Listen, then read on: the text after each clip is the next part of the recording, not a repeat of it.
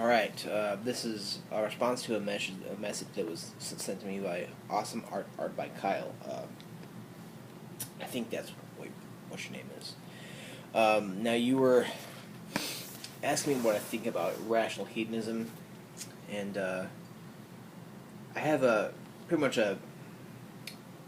not only a discussion about a discussion about it, but also what you need to do as a rational hedonist to, I guess, not prove your point as much, but more argue it better. I mean, or argue it to prevent some certain moral pitfalls. First thing I would like to ask you is this rational hedonism anything like Epicureanism? If you've ever read Epicurus, if you haven't, I highly recommend reading first the letter to Menicius. In that he pretty much discusses ways of being temperate, but also reasons why we should go through certain suffering or certain pains to go towards better and much higher level of pleasures, and not to be gluttonous and to be temperate and not take in every pleasure that we see, but be temperate and endure some pains to get to better and higher levels of pleasure, basically. Now, that, and I guess I also want to ask you what is meant by rational, by that rational part. When I think about a rational hedonist value theory, I think about someone who is rational in what pleasures they choose to take, or what irrational in which things they choose to have, and which ones they pass on. Epicurus says that there are some pleasures that one must pass on, and not take in.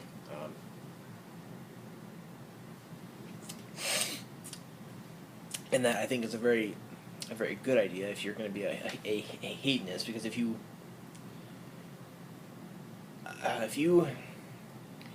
take in all the pleasure that will ever come by you, you're going to eat rich foods, you're going to have rich drinks, and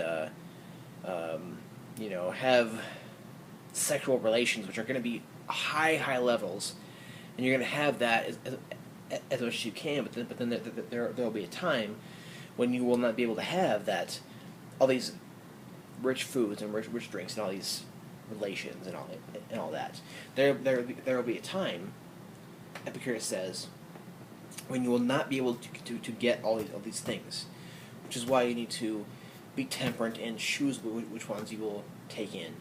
Because if you take in the certain wrong ones, there will be not only consequences later, but you will not be fulfilled, I guess.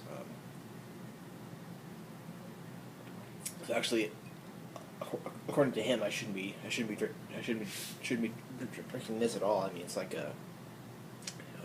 it's a Guinness stout, but I mean it's probably too rich of a drink for Epicurus.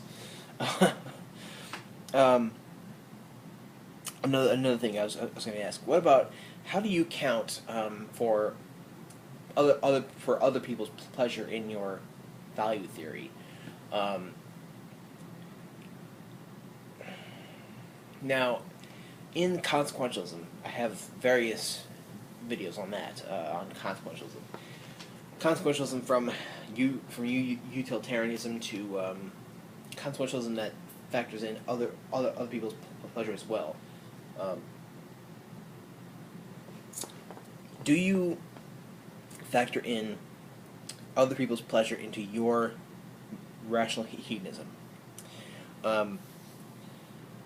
And I guess I wanna also ask, do you believe the fact that we humans have a human moral nature to care about people, to care about others, and to care about people's to care about other people suffering or not.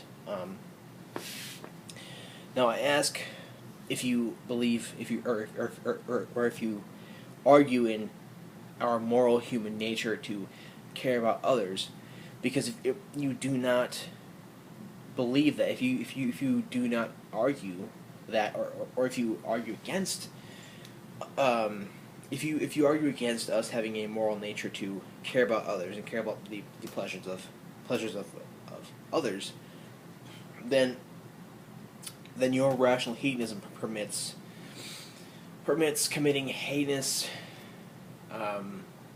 genocidal, and really bad acts on others. I would think that if you are going to have a consequentialist value theory, such as hedonism, what I think should be factored in is one of the things of Kant's categorical imperative. I was just reading Heidegger, and he talks about categorical determinations, so I'm just missing categorical versus categorical. The categorical imperative, one of the things in there says that do not use humans merely as a means, but use them as a end, or keep them as a end, and as in a mean, as in a purpose for things. Keep humans not as a means to your ends, but keep humans as the end, as one of your ends. That would be something that I would think would have to be put into a consequentialist theory or a hedonist theory for it to not allow for those heinous acts. Or something like that, something that, or like I said, you could also argue for the intrinsic human nature that we have pleasure in the pleasures of others. What else was I going to discuss here?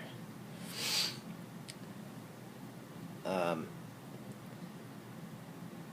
if you can factor, something either like the part of the Kantian categorical imperative, like I discussed, not the moral obligation, deontology stuff, but more the human as an ends part. If you can factor that or something like it into that, that would prevent your moral code from allowing heinous acts on others as well as animals and such.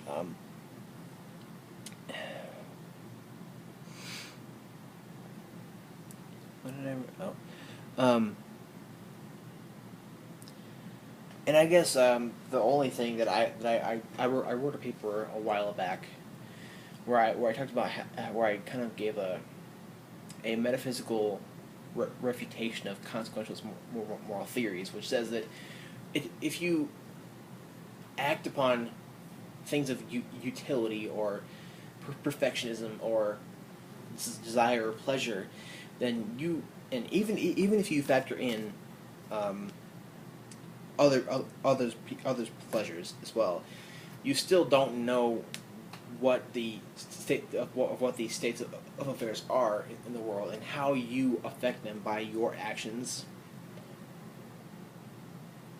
and you really don't know how your actions of hedonism or desire theory or whatever, you don't know how those affect these states of affairs. You really just don't know. And it very well could be that your actions of the pleasure of yourself or others could lead to various pains and sufferings of others as well. Now, if you like, I can go into deeper detail on that, but that's a minor point. Lastly, I watched a video on yours about happiness. Happiness can be thought to be chasing after pleasures. The way I think about happiness is the virtue theory, or the virtue ethics idea of flourishing, or eudaimonia. That's a concept from Aristotle, and essentially it means excellence. Excellence being used, practical reason in your actions being used, and various use and action by certain virtues and various virtues, leading up to a certain non-habitual building up of action, to where you're living by these certain virtues,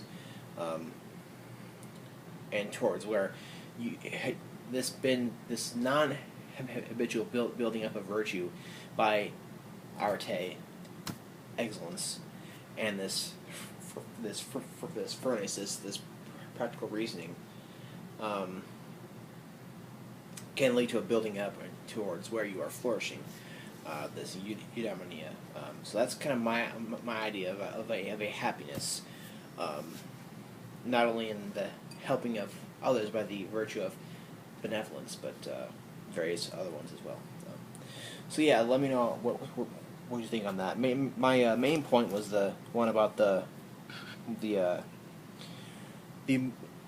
intrinsic moral nature of humans to care about and find pleasure in the pleasure of others. So let me know what you think on this. Let me see if I forgot anything. Yeah, I forgot nothing. So.